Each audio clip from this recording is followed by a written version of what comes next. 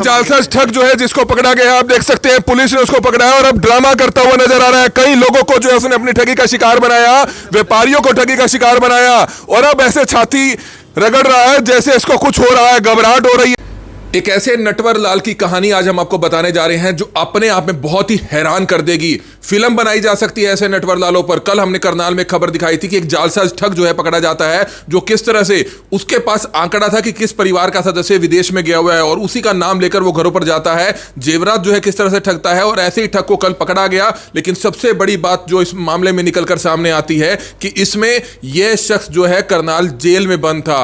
Jail में बंद रहते रहते इसने कैसे बाहर आकर ठगी की, अपने आप में हैरान कर देने वाला मामला है। इसकी तबीयत बिगड़ती है या ये ड्रामा रच के हॉस्पिटल में एडमिट होता है और हॉस्पिटल में जो गार्ड में तैनात करनाल पुलिस का एक कर्मचारी शामिल था, वो जो है इसको अपने साथ जो है लेकर जाता है और इस तरह से शातिराना तरीके से ठगी की जाती है, जिसमें उस पुलिस कर्मचारी को भी जो है गिरफ्तार कर लिया गया, उसके खिलाफ भी कार्रवाई की गई। और जानकारी यह मिली है कि जो शख्स है, जो ये जालसाज ठग है, राजेश दुआ नाम है इसका, उर्फ रिंकू उर्फ ड्रैगन कहते हैं, जिसके ऊपर अब तक 27 मामले चल रहे हैं। हरियाणा समेत कई आसपास के राज्यों में भी कई मामले दर्ज हो सकते हैं, लेकिन 27 मामले हैं जिसमें कई मामलों में जमानत पर चल रहा है, कई मामलों में कन्विक्ट हो चुका है। लेकिन सबसे बड़ी बात है, आप अंदाजा लगा सकते हैं कि गिरफ्तार रहते रहते, जेल की सजा काटते काटते खुले में आकर किस तरह से यह ठगी कर रहा था। हालांकि जो इसके साथ पुलिस कर्मचारी इसको शय दे रहा था या इसका जो सपोर्ट कर रहा था, उसको भी जो है गिरफ्तार कर लिया गया। और हमारी आप सभी से अपील रहेगी कि जो भी लोग इस खबर को देखें, इस खबर को जरूर शेयर करें। करनाल के एसपी गंगाराम पुनिया इस मामले में लाइव बातचीत में हमारे साथ जुड़ रहे हैं। हमारी आप सभी से अपील रहेगी कि जितने भी लोग इस खबर को देख रहे हैं, इस खबर को जरूर शेयर कीजिएगा।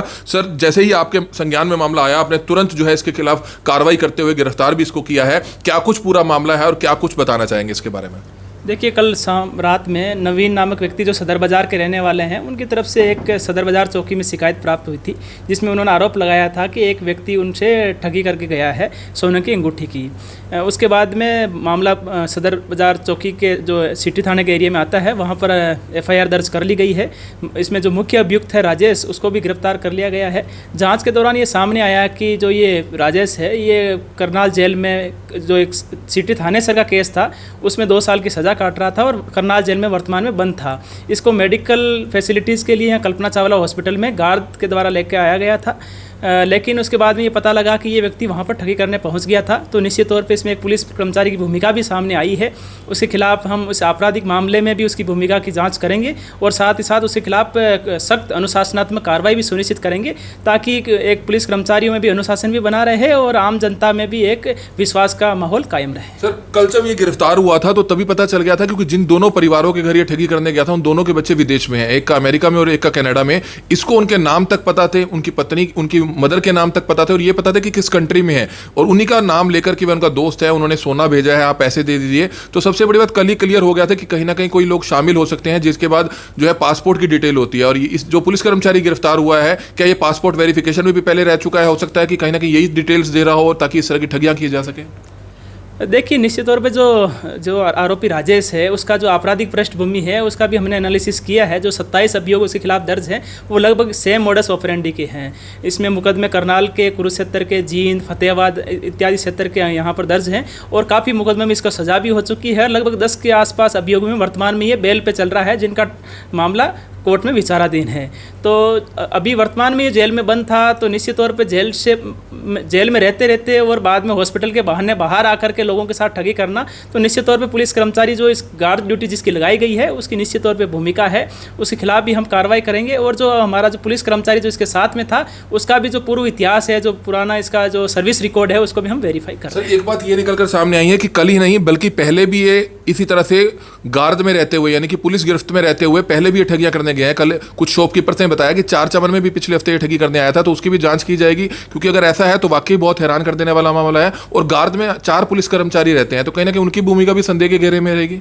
देखिए, जो अभी तक जो बात सामने आई है, हमने जेल से भी सारा रिकॉर्ड मंगवाया है, जिसमें ये मेडिकल फैसिलिटीज़ कब कब अवेल करी है और जेल से इसको इलाज के बहाने कब कब लाया गया है, और इसके साथ में गार्ड में कौन कौन से पुलिस कर्मचारी रहे हैं, क्या ये जो वर्तमान में पुलिस कर्मचारी है यही हर बार उसके साथ में आया है या कोई और आया है, ये एक अभी जाँच का विषय है। लेकिन जो बाकी पुलिस कर्मचारियों ने अभी तक ये बताया है कि ये ECG टेस्ट करवाने के नाम पर ये पुलिस कर्मचारी उसको साथ में लेकर के गया था।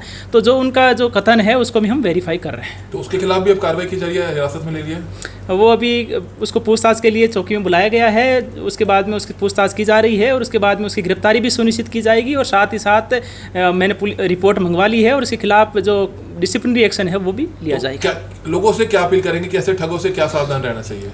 देखिए, मेरा सभी जो करनाल वासी है उनसे सभी से अनुरोध है कि जब भी आपके पास में कोई ठगी की ऐसी वारदात हो तो तुरंत पुलिस को ज़रूर रिपोर्ट करें। आपके साथ जितनी भी डिटेल्स है वो ज़रूर पुलिस को बताएं और यदि आपके साथ में भी ऐसी कोई घटना घटित हुई है और आपने पुलिस में रिपोर्ट नहीं करवाई है या FIR उस पर दर्ज नहीं की गई है तो हमारे पुलिस कंट्रोल रूम में सूचित करें और साथ ही संबंधित जो थाना है वहाँ के SHO को जाकर के एक लिखित शिकायत जरूर दें ताकि इस मामले में आरोपियों के खिलाफ कार्रवाई की जा सके। ड्रामा भी करते हैं गिरफ्तार होने के बाद कि उसकी तबीयत बिगड़ गई है। कल आपने वीडियो देखा होगा कि किस तरह से वो कह रहा है कि उसको स्टड डले हुए हैं, उसकी तबीयत बिगड़ी हुई है। लगता है कि यही झूठ बोलकर वह जेल से भी यहाँ पर आता होगा। कहीं ना कहीं सेटिंग जरूर होती होगी। जेल में भी डॉक्टरों को कहीं ना कहीं एक आप लिखेंगे एक पत्र कि ऐसे जालसाज ठग से सावधान रहने की जरूरत है और ऐसे को बार बार हॉस्पिटल में ना भेजे ताकि हॉस्पिटल में जाकर भी ये क्राइम करता है। देखिए, ये जो हेल्थ रिलेटेड इश्यूज़ हैं ये मेडिकल एक्सपर्ट्स का डोमेन है जिस पे हम कोई कमेंट नहीं कर सकते, लेकिन ये भी एक जांच का विषय है कि ये व्यक्ति बाहर जानबूझ करके आ रहा है या निश्चित तौर पे इसको मेडिकल किसी प्रकार की असिस्टेंस की रिक्वायरमेंट है। तो कार्रवाई की जाएगी सख्त से सख्त डेफिनेटली। और हम पुराने भी इसका यदि कोई मुकदमे हमारे खिलाफ पास में दर्ज हैं इस व्यक्ति के खिलाफ में या इस प्रकार की मोडस ऑपरेंडी के कोई और अभियोग है जो अनट्रेस चल रहे हैं उनको भी हम रिकॉर्ड खंगाल रहे हैं और यदि इसमें उसकी भूमिका पाई जाती है तो उसमें भी इसके खिलाफ कार्रवाई होगी। ये सिटी थानेसर का केस है, 987 नंबर FIR है 2017 का। उसमें ये 2 साल की सजा हुआ था और वर्तमान में करनाल जेल में वो सजा काट रहा है। कुल 27 मामले हैं टोटल इसके खिलाफ 27 अभियोग है जिसमें 10 के आसपास में ये जमानत पे चल रहा है, 10 के आसपास में इसको सजा हो चुकी है, लेकिन काफ़ी सारे केसेज में ये सेंटेंस पहले ही पूरी कर चुका है।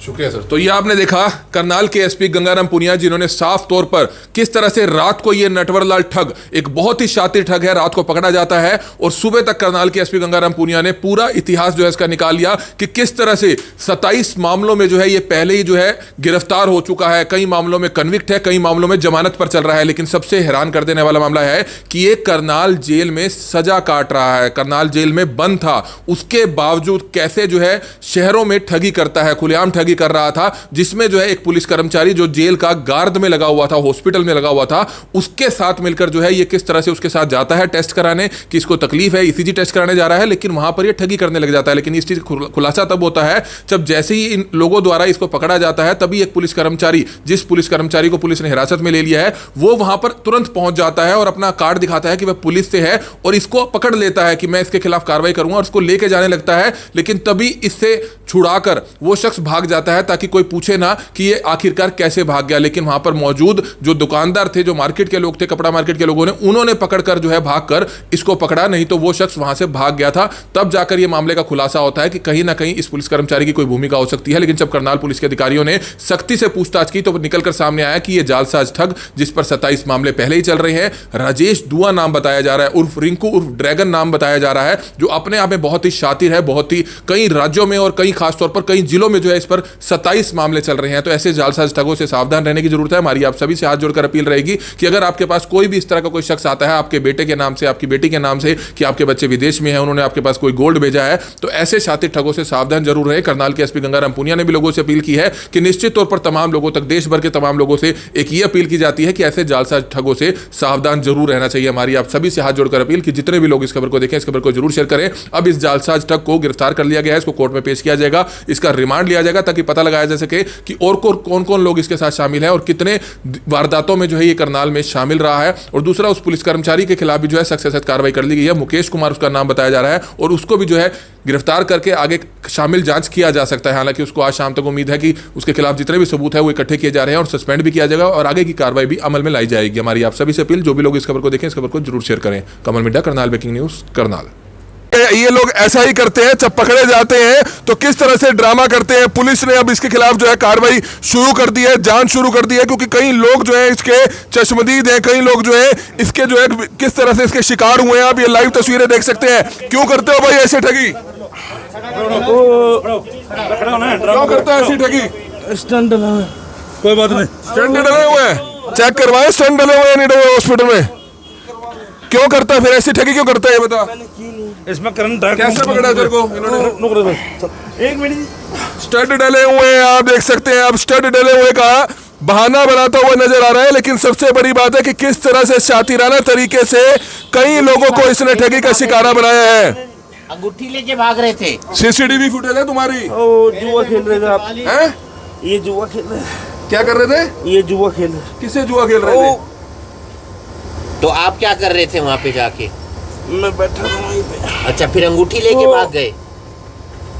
तो आपने ड्रामेबाज बहुत देखे होंगे, लेकिन ऐसा ड्रामेबाज नहीं देखा होगा। पुलिस गिरफ्त में आकर छाती पकड़कर किस तरह से ड्रामा करता हुआ ये शख्स नजर आ रहा है, क्योंकि कई लोगों को इसने ठगी का शिकार बनाया है। आप ये लाइव तस्वीरें देख सकते हैं। पुलिस इसको अपने साथ लेकर जाती हुई नजर आ रही है, इस शातिर ठग को साथ लेकर जा रही है। आप ये लाइव तस्वीरें देख सकते हैं। हमारी आप सभी से हाथ जोड़कर अपील है कि जितने भी लोग इस खबर को देख रहे हैं, इस खबर को जरूर शेयर करें। इस शातिर ठग को आप देख सकते हैं कि किस तरह से छाती पकड़कर अपने आप को बेगुनाह साबित करने की कोशिश करता हुआ यह नजर आ रहा है, ये शातिर ठग, जिसकी लाइव तस्वीरें समय आप देख सकते हैं।